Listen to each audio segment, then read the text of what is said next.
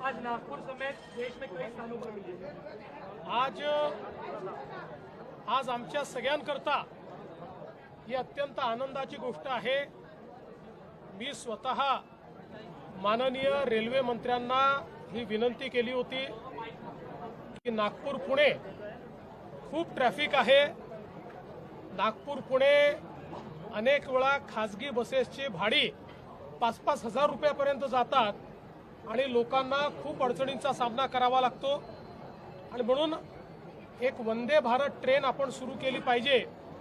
आणि त्या संदर्भात मागच्याच काळात रेल्वे मंत्री महोदयांनी सकारात्मक प्रतिसाद दिला होता।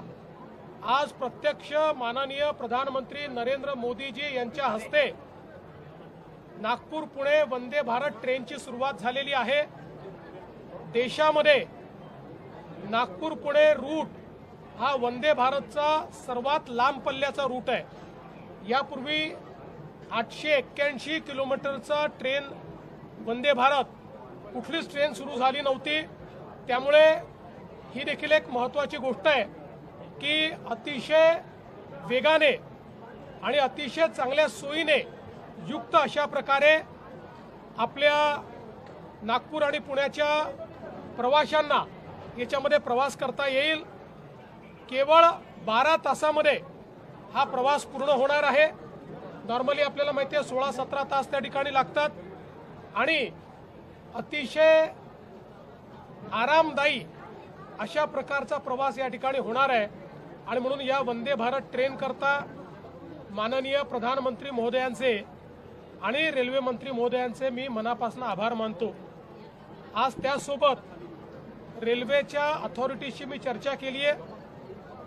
आता नगरवरनं ट्रेन दौंडला जाते, दौंडवरनं पुण्याला जाते।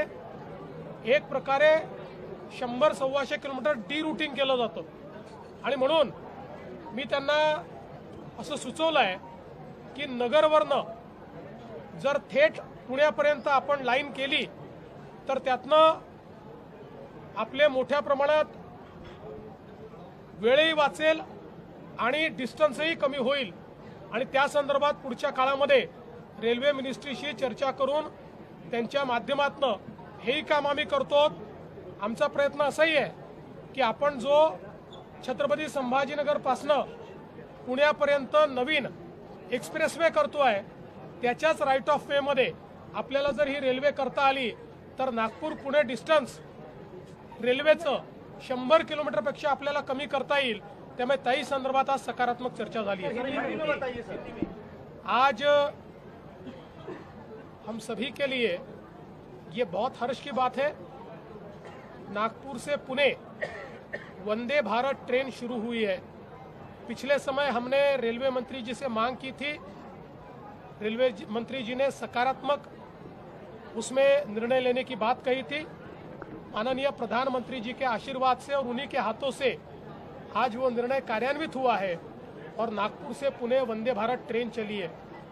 इस ट्रेन का सबसे महत्वपूर्ण इस ट्रेन की बात यह है कि आज तक भारत में जितनी वंदे भारत ट्रेन शुरू हुई उसमें सबसे लॉन्ग डिस्टेंस ट्रेन ये नागपुर पुणे की है। 881 किलोमीटर का डिस्टेंस 12 घंटे में ये ट्रेन पूरा कर रही है। सारे मेजर स्टेशंस पर ये रुक रही है।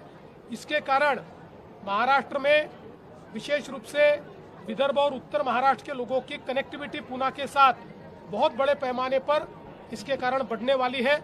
और इस ट्रेन को शुरू करने के लिए प्रधानमंत्री जी को मैं धन्यवाद देता हूं। साथ में हमने ये भी मांग की है कि अभी हमारी ट्रेन अहिल्यानगर से दौंड जाती है और दौंड से फिर पुणे जाती है, डी रूट होती है। इसके कारण 100 किलोमीटर से भी ज़्यादा डिस्टेंस बढ़ता है।